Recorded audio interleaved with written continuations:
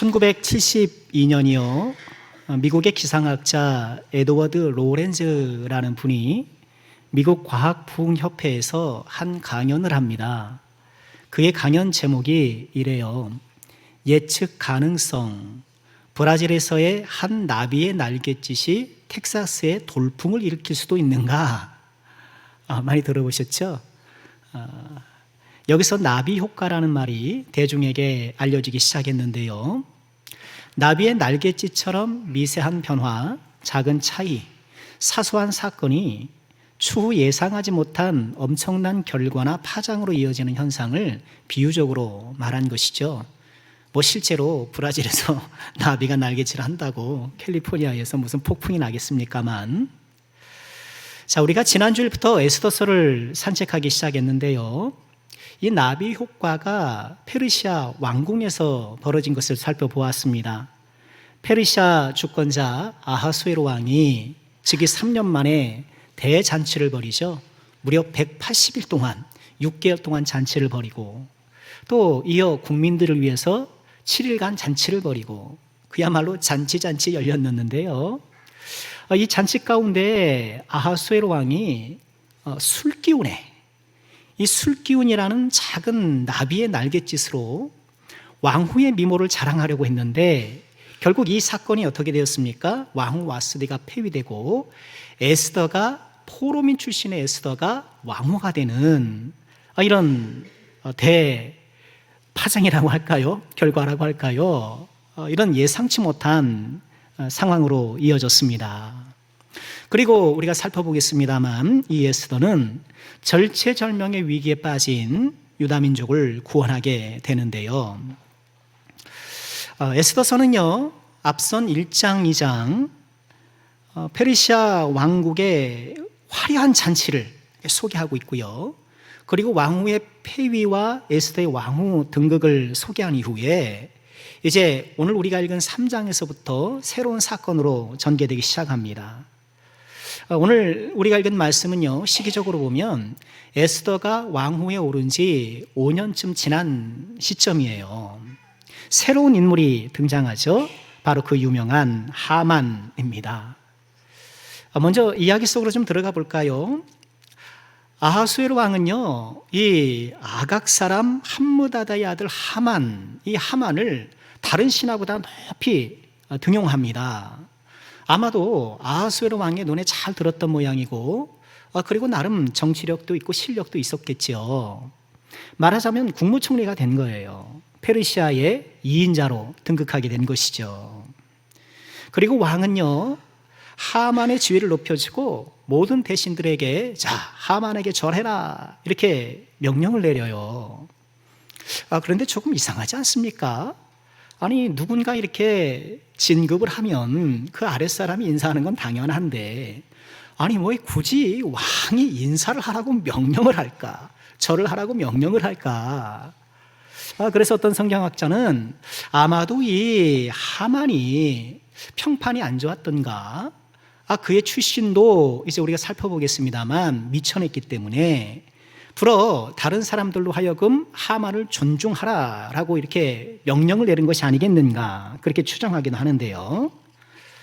자, 어쨌든 하만이 지나갈 때마다 모든 신하들이 엎드려 절을 하는데 모르드게만은 꿇지도 않고 절을 하지 않았다. 오늘 말씀은 그렇게 전하고 있어요.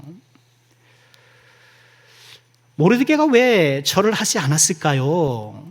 성경은 그 이유를 명확하게 밝히고 있지는 않습니다만 그 충분한 이유가 하만을 소개하는 1절에 있다는데 대부분 동의를 해요. 우리 1절 말씀 보면 아각 사람 함므다다의 아들 하만의 지위를 높였다 하면서 이 하만을 일컬어 아각 사람이다, 그 아각의 후손이다 이렇게 소개하고 있습니다. 여러분, 아각 어서 많이 들어보지 않았습니까? 아각은요, 아말렉 족속의 왕을 일컫는 말이에요. 애굽 왕을 바로라 그러고 로마의 황제를 시저라 부르는 것처럼 아말렉 족속의 우두머리를 아각이라고 불렀는데 이 하만의 선조가 그 아말렉 족속 아각이었다는 거예요. 그런데 이 아말렉 족속은 이스라엘 민족과 뿌리 깊은 악연이 있거든요. 출애굽기와 사무엘서에 그 악연이 기록되어 있는데요. 여러분 기억나시나요?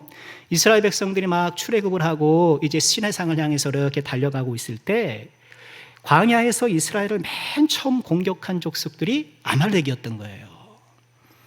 이스라엘 백성들 애굽에서 뭐 벽돌 짓기나 하고 뭐 얻어맞으면서 그렇게 일만 하던 사람들이 뭐 싸울 줄 알겠습니까? 어려운 전쟁이었죠. 모세가 하나님의 지팡이를 들고 산 꼭대기에 올라가서 지팡이를 번쩍 들어야 했거든요. 지팡이를 들면 이스라엘이 이기고 지팡이가 내려오면 아말렉이 무세하고 뭐 전세가 그런 거예요. 그러니 모세가 계속해서 지팡이 들고 있는데 그 지팡이가 내려오면 안 되니까 어떻게 했을까요? 출애굽기 17장 12절에 보면 아론과 훌이라는 두 사람이 옆에서 다 팔을 들어 올려서 내려오지 못하도록 그렇게 모세를 붙들어 줬던 거예요. 그래서 겨우 이 아말렉을 물리칠 수 있었는데요. 이 사건을 계기로 하나님께서 아말렉을 매우 진노하셔요. 17장 16절에 보면 여호와께서 맹세하시기를 여호와가 아말렉과 더불어 대대 싸우리라. 내 백성을 공격해. 내가 그들을 나의 뜻대로 인도하는데 공격해. 하나님께서 화가 나신 거예요. 아말렉과 더불어 싸우겠다. 그리고 이 다짐을 하나님께서는 훗날 사울 왕을 통해서 실현하셨던 거예요. 사울 왕에게 아말렉을 진멸하라고 가서 남녀노소 불문 모든 가축 싹 하렘으로 하나님의 심판을 행사하라고 그렇게 말씀했는데 아시는 것처럼 사울 왕이 거기에서 불순종했잖아요. 사무엘상 15장 9절에 이렇게 전해요. 사울과 백성이 아각과 그의 양과 소의 가장 좋은 것 또는 기름진 것과 어린 양과 모든 좋은 것을 남기고 진멸하기를 즐겨하지 아니하고 같이 없고 하찮은 것만 진멸했다. 하나님의 말씀을 부분적으로 순종했던 거예요. 사울 왕의 불순종으로 인해서 아말렉에 대한 하나님의 심판은 무산되었고요. 그런데 이제 하나님의 섭리 가운데 사울 왕의 후손인 모르드게, 여러분 모르드게가 사울 왕과의 가문이라는 거 우리 지난주에 보았죠. 우리 에스더 2장 5절에 모르드게를 소개하면서 베냐민 자손이니 기스의 증손이요 시므이의 손자의 아이라들 하면서 여러분 베냐민 자손이 사울의 족속이잖아요. 기스가 사울의 아버지거든요. 하나님의 섭리 가운데 이 먼 페르시아에서 사울 왕의 후손인 모르드게와 이 아말렉의 아각 왕의 후손인 하만이 이렇게 만나게 된 거예요. 모르드게가 하만에게 절을 하지 않는 이유는 이런 역사적 배경 때문인 거예요. 하나님께서 대적으로 설정하신 하나님의 대적에게 머리를 조아릴 수 없다. 왕이 명령했지만 하나님께서 금하신 그 일을 난 할 수 없다라고 이 모르드게는 믿음의 충정을 보인 것이죠. 여러분 그렇다고 해서 모르드게가 페르시아의 법을 무시하거나 또는 이 아하수에로를 멸시하거나 그런 사람이 아니었거든요. 우리가 읽지는 않았습니다만 앞서 2장 맨 끝에 단락에 어떤 사건이 나오냐 하면 아하수에로를 암살하려던 어떤 사람들의 시도를 모르드게가 적발해요. 그것을 신고해서 이 아하수에로가 그것을 척결하는 그런 사건이 기록되어 있는데요. 왕의 명령에도 불구하고 왕 위에 계신 하나님의 명령에 따라서 하만에게 절을 하지 않았던 거예요. 하만이 화가 나는 건 당연했겠죠. 화가 나서 오늘 우리가 말씀에 읽은 것처럼 모르드게 죽이리라. 모르드게 죽이리라. 그런데 알고 보니 모르드게가 유다 백성이더라. 모르드게만 죽여서는 안 되겠다. 내 유다 민족 싹 쓸어버려야지. 그런 다짐을 하는 거예요. 그러고 나서는 언제 이들을 몰살시키면 좋을까? 그 날짜를 점치는 거예요. 그 장면이 3장 7절에 나와요. 아하수에로 왕 제12년 첫째 달 곧 니산월에 무리가 하만 앞에서 날과 달에 대하여 부르고 제비를 뽑아 12째 달 곧 아달을 얻었다. 이 못된 유다 녀석들, 건방진 유다 녀석들 언제 싹 다 청소할까? 무슨 얘기잖아요. 인종 청소한다는 거 아닙니까? 주사위 던져봐. 탁 던졌더니 지금이 1월인데 이제 12월 13일을 점쳤는데 12월 13일로 이제 말하자면 점괘가 나온 거예요. 자, 이렇게 유대인들을 죽이기로 하는 날이 정해졌고, 하만은 그 계획을 실행하기 위해서 아무리 본인이 이인자라 하더라도 함부로 할 수는 없잖아요.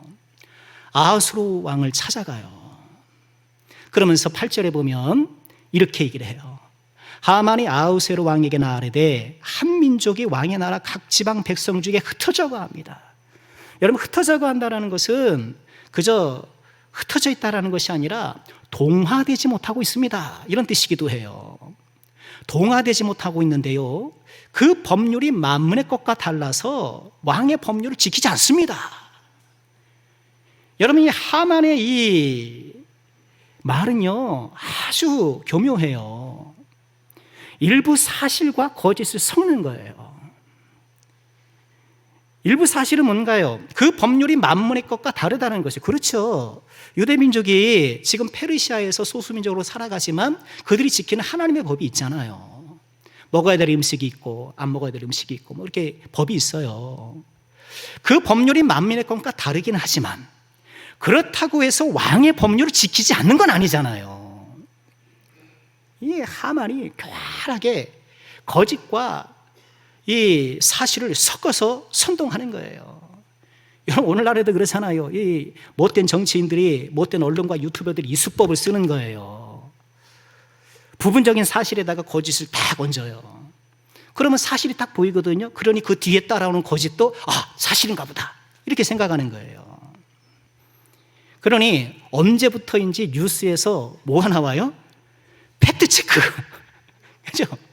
이름이 다 다르십니다만 뭐 뉴스마다 팩트체크를 해야 된다는 거예요. 그래서 뭐 그 관련 내용 누가 얘기했던 것들을 막 체크하는 이런 일이 있는데요. 하만은 아하수에게로 찾아가서 이처럼 유다 백성들을 음해하고 이어 9절에 이렇게 말을 해요. 왕이 옳게 여기시거든 조서를 내려주십시오. 그들을 진멸하게 하소서. 내가 은 1만 달란트를 왕의 일을 맡은 자의 손에 들여 맡겨 왕이 금고에 드리겠습니다. 1만 달란트, 은 1만 달란트, 어마어마한 금액이거든요.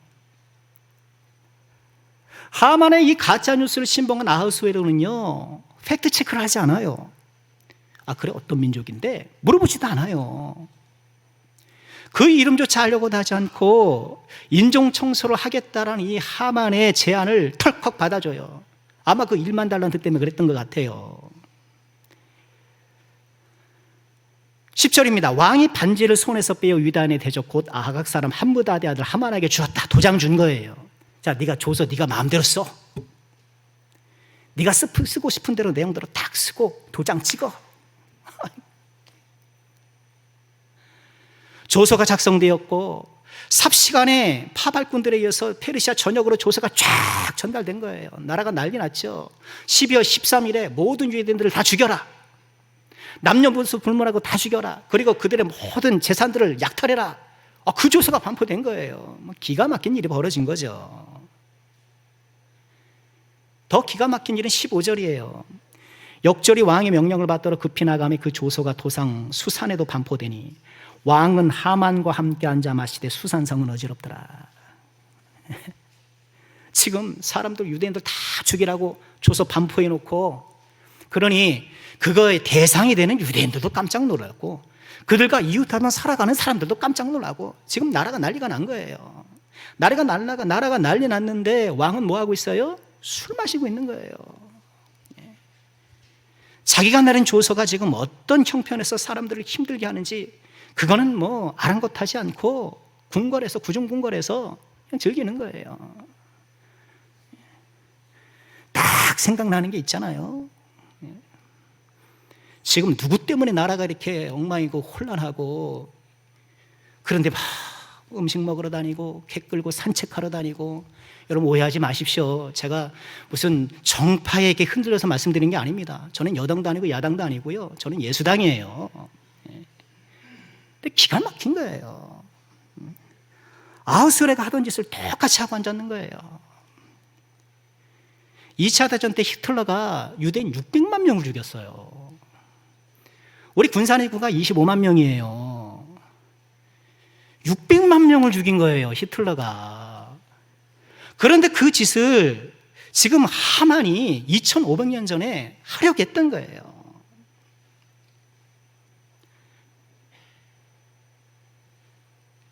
이 절체절명의 위기에 빠진 유대인들, 뭘 할 수 있겠습니까? 그들이 페르시아에서 소수민으로 살아가는 그 사람들이 힘도 없고 무기도 없고 저항할 힘도 없는 그 사람들이 뭘 할 수 있었겠어요? 4장 3절에 유대인들이 이렇게 하기 시작해요. 왕의 명령과 조서가 각 지방에 이름에 유다인이 크게 애통하여 금식하며 울며 부르짖고 굵은 베옷을 입고 재 누운 자가 무수하더라. 그렇지 않겠어요? 아무것도 할 수 없는 상황에서 금식하고 식음을 전폐하고 울며 부르짖으며 굵은 베옷을 입고 재 누울 수밖에 없는 이 절박한 상황. 모르드게도 마찬가지죠. 모르드게도 굵은 베옷을 입고, 아마 모르드게가 왕궁 직원이었던 것 같아요. 어떤 직책, 어떤 정도의 지위까지는 모르겠으나 이 궁궐에서 이제 일하는 사람인데 아침에 출근하는데 베옷을 하나 입으니까 못 들어가게 하는 거예요. 베옷을 입은 사람 못 들어가. 아마 법이 그랬던 모양이죠. 그 사실이 이제 궁궐에 알려지고 에스더에게 소식이 들어갔겠죠. 아니, 사촌 오빠가 왜 베옷을 입고 있었지 알아보시오. 자기 시종을 보낸 거예요. 모르드게가 에스더에게 편지를 씁니다. 자초지종을 다 얘기를 해요. 하만이 아흐스웨로 왕이 이러이러한 일을 일으켜주시고 우리가 다 죽게 생겼습니다. 그리고 왕의 이름으로 반포된 조서의 사본까지 해가지고 동봉해서 탁 보내준 거예요. 그러면서 4장 8절에 이렇게 얘기를 해요. 또 유다인을 진멸하라고 수산공에 내린 조서 초본을 하닥에게 주어 에스더에게 보여 알게 하고 또 그에게 부탁하여 왕에게 나아가서 그 앞에 자기 민족을 하여 간절히 구하십시오. 내가 왕후가 아니냐. 그러니 왕에게 가서 좀 이 사실을 좀 알리고 좀 어떻게 좀 조치를 취해야 되는 것 아니겠느냐. 그런데 처음에 그 얘기를 듣고 에스더는 주저하게 돼요. 그 주저하던 내용이 4장 11절에 나오는데 왕의 신하들과 왕의 각 지방 백성이 달거니와 남녀를 막론하고 부름을 받지 않고 안뜰에 들어가서 왕에게 나가면 오직 죽는다는 거예요. 왕이 부르지도 않았는데 왕 앞에 나가면 그러면 누구를 막론하고 죽게 된다는 거예요. 단 사는 방법은 그렇게 약속도 없이 나타났을 때 왕이 귤을 내밀어서 막대기를 내밀어서 괜찮다 해주면 그렇게 되는 건데 그렇지 않으면 그냥 다 죽는다는 거예요. 더군다나 지금 에스더가 왕후가 된 지 5년이 지났잖아요. 그러니까 아흐스웨로가 또 이게 마음이 식었던 모양인지 왕에게 나아가지 못한 지가 이미 30일이 지났습니다. 한 달 동안 왕의 얼굴을 보지 못했습니다. 지금 저를 싫어하는지 어떤지도 모르겠습니다. 여의치 않다는 것이죠. 그러자 모르드게가 재차 편지를 합니다. 바로 오늘 우리가 읽은 4장 13절 본문이에요. 모르드게가 글을 시켜 에스더에게 회답하되 너는 왕궁에 있으니 모든 유다인 중에 홀로 목숨을 건지리라 생각하지 말라. 야, 너 왕궁에 있다고 너 혼자 목숨 건질 수 아니냐. 착각하지 마. 이때 내가 만일 잠잠하여 말이 없으면 유다인은 다른 데로 말미암아 노임과 구원 얻으려니와 너와 내 아버지의 집은 멸망하리라. 내가 왕후의 자리를 얻은 것이 이때를 위함이 아닌지 누가 알겠느냐 하면서 다시 한번 에스더에게 나에게 나가보라고 얘기를 하는 거예요. 내가 왕후 자리를 얻은 것이 이때를 위함이 아니겠느냐.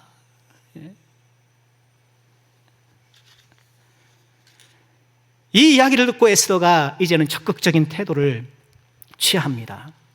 16절에 이렇게 얘기를 하죠. 우리 같이 한번 읽어볼까요? 시작.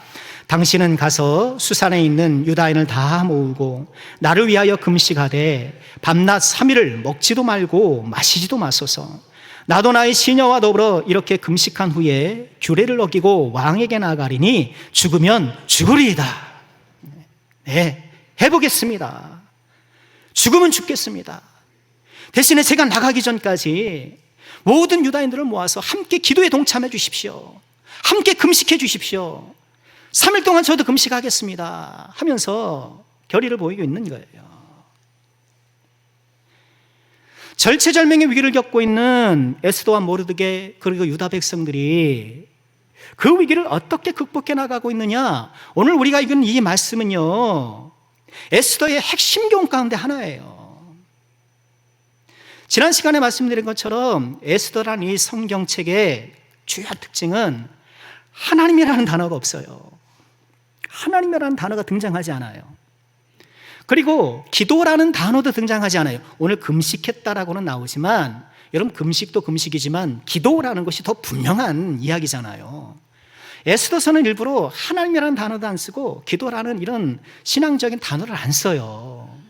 그럼에도 불구하고 하나님께서 우리 삶 가운데 어떻게 섭리하시는가를 보여주는 것이고, 기도라는 단어를 안 쓰지만 우리가 어떻게 우리의 위기의 상황을 탈피해 나가고 우리 삶을 하나님의 섭리가 이루어지는 삶이 될 것인지를 보여주고 있는 거예요. 오늘 말씀이 우리에게 교훈하는 것은 명백해요. 기도로 승부를 보라는 거예요. 기도로 승부를 보라는 거예요. 교활한 그 하만의 계략 앞에 지금 멸망의 날이 딱 정해져 있잖아요. 카운트다운이 됐잖아요. 지금 12월 13일인데 카운트다운이 된 거예요. 하루하루. 지금 유다 백성들이 할 수 있는 일은 하나님 앞에 매달리는 것밖에 없었다라는 거예요. 여러분 어떤가요? 나는 내 인생의 위기, 신앙의 위기 속에서 기도를 통해 돌파구를 마련하고 있는가? 여러분, 나는 그만한 위기가 없다라고 그렇게 생각하는지는 모르겠어요. 아니 뭐 저도 뭐 이렇게 유다 백성들처럼 그렇게 궁지에 몰리면, 코너에 몰리면 그럴 수도 있겠지만 어렵긴 하지만 그 정도는 아닙니다. 뭐 좀 그래도 노력하면 될 것 같고, 또 안 좋을 때가 있으면 좋을 때도 있고 그렇겠죠. 아주 마음이 느껴서인지 몰라요. 여러분, 그러나 지금 페르시아에서 소수민으로 살아가는 이 포로민들의 후손으로 살아가는 유대인들의 모습과 우리들이 다르지 않다는 것을 기억하셔야 돼요. 이 유다 백성들이 페르시아라는 그 환경 속에서 포로민의 후예로 살아가는 것처럼 여러분, 저와 여러분도 다 이 세상을 포로민으로 살아가는 것 아닌가요? 우리는 다 포로예요. 우린 적어도 3중의 포로가 있다라고 저는 생각을 해요. 첫째는 일상의 포로예요. 여러분 그렇죠? 우린 다 일상의 포로로 살아가잖아요. 아침에 딱 되면 출근해야 돼요? 안 해야 돼요? 에이, 오늘 나 일하러 안 갈랜다. 내 마음대로 할 수 있어요? 안 해요. 좀 힘들어도, 가기 싫어도 출근하러 가야 되죠. 우리 학생들 공부하러 가야죠. 그래도 요새는 그래도 왜 부모님하고 협의해가지고 무슨 가정학습인가 체험학습인가 이런 거 좀 하면 그래도 학교 안 가는 게 많았는데, 뭐 옛날에 저 학교 다닐 때마다 그런 게 어디 있습니까? 개근상이라도 받아야 되는데 다른 상 못 받는 애가 개근상이라도 받아야 이게 그 졸업식 날 면이 서지. 그래서 개근상 받으려고 열심히 출근하고 했는데, 여러분 휴가를 가면 해방감이 느끼잖아요. 그렇지 않나요? 휴가를 가면 해방감을 느껴요. 왜 해방감을 느낍니까? 일상의 포로로 살아서 그런 거예요. 무엇보다 우리는 죄의 포로예요. 죄의 포로. 죄의 종으로 살아가잖아요. 종은 뭐 하는 사람이에요? 시키는 대로 하는 사람이에요. 기억나시나요? 그냥 종은 시키는 대로 해요. 충성된 종은 어떻게 해요? 시키지 않아도 해요. 잘하시네요. 충성된 종은 시키지 않아도 해요. 우리는 죄의 충성된 종이 아니든가. 시키지 않아도 자동으로 나와요. 시키지 않아도 그렇게 말하고 그렇게 행동하고. 무엇보다 우리는 자기 자신의 포로가 아니든가. 말씀 생각하면서 나의 포로된 상황을 이렇게 한번 정리해 봤어요. 말씀드린 것처럼 일상의 포로구나, 죄의 포로구나. 그런데 어쩌면 가장 강력한 것은 자기 자신의 포로가 아닌가 싶어요. 신앙생활 하면서도 나 자신을 넘기가 힘들더라고요. 여러분 그렇죠? 나 자신을 넘기가 너무 힘들어요. 오랫동안 믿음 생활해도 자기 성격 못 벗어나기 쉽고요. 내 감정 벗어나기 어렵고요. 내 습관 벗어나기 어렵고요. 내 기질 벗어나기 힘들더라고요. 믿음대로 살아야 되는데 성격대로 살아.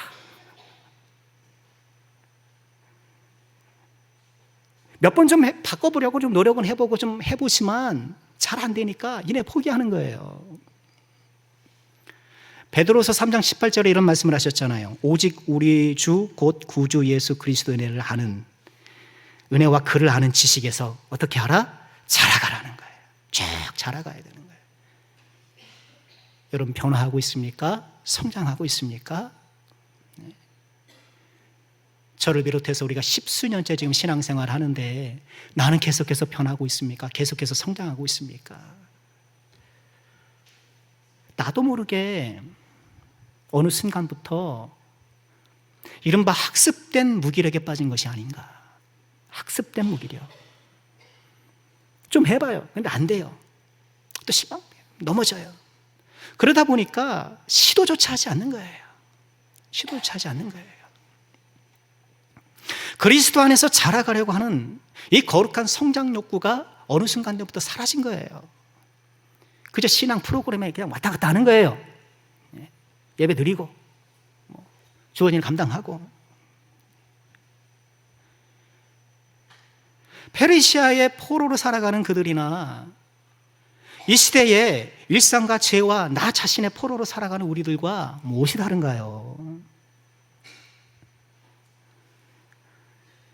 베드로전서 5장 8절은 이렇게 우리에게 경고해요. 근신하라 깨어라 너희 대적 마귀가 우는 사자같이 두루 다니며 삼킬 자를 찾나니. 지금 하만이 계략을 세워놓고 유대인들을 막 죽음으로 몰아가는 것처럼 지금 마귀의 계략이 우는 사자처럼 우리 주위를 어슬렁 하면서 배회하고 있다는 거예요. 문제는 이런 위기를 위기로 느끼지 못하는 것이 우리 안타까운 현실이 아니겠느냐는 거예요. 지금 이 페르시아 유대인들처럼 우리도 일상의 외 어떤 위기가 경제적 위기든 관계 위기든 질병의 위기든 이런 모든 일상의 위기를 닥칠 수도 있고 무엇보다 우리의 신앙적이고 영적인 위기는 항존하는 거잖아요. 일상과 신앙에 겹겹이 우리를 에워싸고 있는 이런 위기 상황 속에서 우리는 어떻게 돌파구를 마련할 것이며 어떻게 하나님께서 우리를 이끄시는 섭리의 그 놀라운 은혜의 길을 동참하고 따라갈 수 있을 것인가. 오늘 에스더서는 그것이 기도라고 이야기하고 있는 거예요. 우리 사랑하는 남성교회 모든 권속들, 우리가 다시 한번 우리의 모든 일상의 위기와 신앙의 위기를 기도로 관통해 나가기를 주의 이름으로 축원합니다.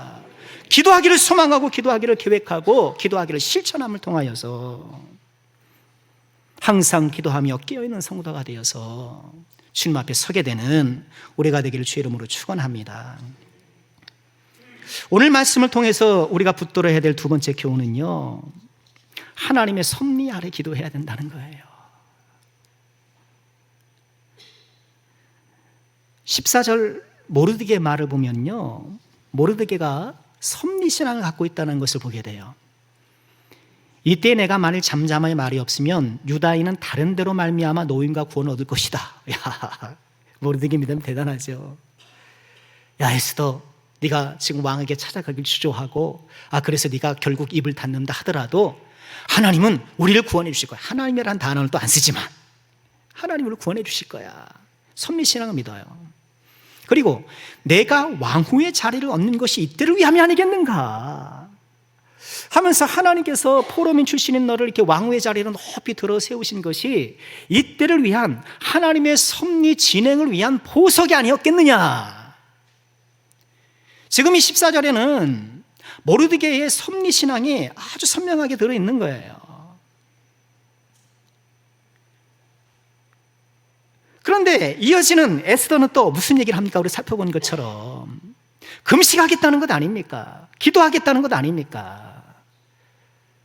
그래서 에스더서는요, 요 부분을 보면 모르드게의 입술을 통해서 섭리신앙을 이야기를 해요. 그리고 이어지는 에스더의 발언을 통해서 기도신앙에 대해서 얘기하는 거예요. 섭리신앙과 기도신앙이 나란히 소개되고 있는 장면인 거예요. 하나님께서 나의 삶을 섭리로 인도해 주시지만, 섭리 가운데 이끌어 주시지만, 그 섭리 안에서 우리는 뭐 해야 된다라는 거예요? 기도해야 된다라는 거예요. 그러니까 우리의 얄팍한 논리를 깨는 거예요. 인간적인 논리를 깨는 거예요. 하나님 섭리고 모든 것이 합력하여 선을 두고 하나님께서 다 이루실 것이면, 아니 하나님 다 알아서 하는데 내가 뭐 기도하든 안 하든 다 이루어지는 것 아니야? 그런 생각을 깨부수는 거예요. 굉장히 인간적인 논리인 거예요. 오히려 성경은 하나님의 섭리의 촘촘한 그물을 우리에게 소개하면서도 그 그물을 위해서 우리의 안정감을 이야기하면서도 어때요? 항상 기도하라고 얘기를 하는 거예요. 섭리 사랑 아래서 기도하라고 우리에게 도전하고 있는 거예요. 이것을 에스겔서에서도 우리가 보게 되는데요. 에스겔서 말씀을 보면 이제 이스라엘 포로로 잡혀 있는 그 이스라엘 백성들이 장차 이제 회복될 것을 약속하시면서 내가 새 영을 너에게 부어줄 것이다 이런 약속을 하면서 이런 말씀이 있어요. 에스겔 36장 36절에 보면 너희 사방에 남은 이방 사람이 나 여호와가 무너진 곳을 건축하며 황폐한 자리에 심은 줄 알리라. 이스라엘이 다시 회복된 걸 보고 야, 이방에 있는 사람들이 하나님께서 무너진 것을 건축하고 황폐한 것을 새롭게 심어내시는 그런 분인 걸 다 알게 될 것이다. 뭐라고 말씀하셔요? 나 여호와가 말하였으니 이루리라. 하나님이 하신다는 거예요. 그런데 이어지는 말씀, 주 여호와께서 이같이 말씀하셨느니라. 그래도 이스라엘 족속이 이같이 자기들에게 이루어 주기를 내게 구하여야 할지니라.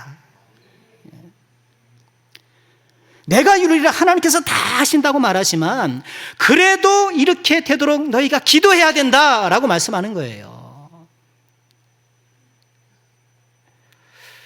하나님의 섭리가 우리 삶을 다 지탱하고 하나님의 선한 방법으로 우리를 이끌어 가지만 그 하나님 섭리 아래 있는 사람들은 어떻게 그 섭리의 걸음을 따라가는 거예요? 기도로 쫓아가는 거예요. 기도로 쫓아가는 거예요. 우리 하나님께서 우리 살아가는 종들의 모든 삶 가운데 모든 것이 합력하여 선을 이루시는 놀라운 섭리의 은총으로 이끌어가심을 꼭 믿으시길 주의 이름으로 축원합니다. 어떤 고달픈 일이 있고 어떤 공격을 받고 무엇 때문에 마음이 상하더라도 우리 하나님께서는 신비로운 선비의 능력을 그것들을 엮어서 우리가 볼 때는 이것으로 무슨 좋은 것이 나겠는가, 이 재료로 무슨 목걸이가 나오고 무슨 팔찌가 나오겠는가, 말도 안 돼 보이지만 하나님께서는 우리 인생의 파편들을 이렇게 모으셔서 이 섭리의 조각을 인도하셔서 놀라운 보석 같은 하나님의 결과를 우리에게 안겨주실 거예요.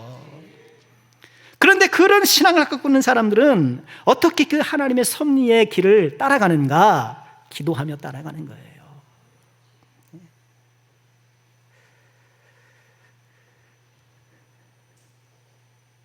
에스더처럼 모르드기처럼 인생 위기, 영적 위기 속에서도 기도로 승부를 보시는 우리 사랑하는 종들 되시길 주의 이름으로 축원합니다. 하나님의 섭리의 촘촘한 그물이 나를 떠받치고 있음을 기억한다면, 그것을 믿는다면 더욱더 기도하시길 바랍니다. 우리 하나님의 놀라운 회복과 성장의 축복을 보시게 될 것입니다. 말씀 마치겠습니다. 전일체 절명의 위기에 맞서 기도로 승부하는 에스더와 모르드게 그리고 유다 백성들, 그들의 모습은 21세기 대한민국 사회 또 다른 포로민으로 살아가는 저 여러분들이 어떻게 우리의 삶을 살아가야 하는가를 교훈합니다. 기도로 승부를 보시고 하나님의 섭리를 확신하시는 가운데 기도하시고 이 기도 신앙으로 우리의 모든 포로 상황을 관통해 나가시고 하나님 주신 놀라운 축복을 누리게 되는 복된 종들 되시길 주의 이름으로 축원합니다.